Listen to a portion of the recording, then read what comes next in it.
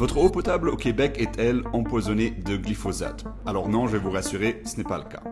Il est possible que vous avez pu voir ces unes de journaux au Canada et le Journal de Montréal qui vous disent qu'il y a possibilité que les consommateurs ont pu boire de l'eau potable qui contient des résidus de glyphosate.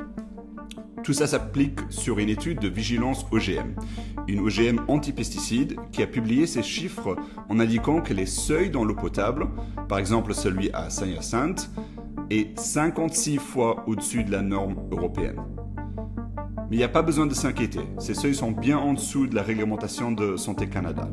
Mais pourquoi alors il y a cette différence entre la réglementation canadienne et la réglementation européenne?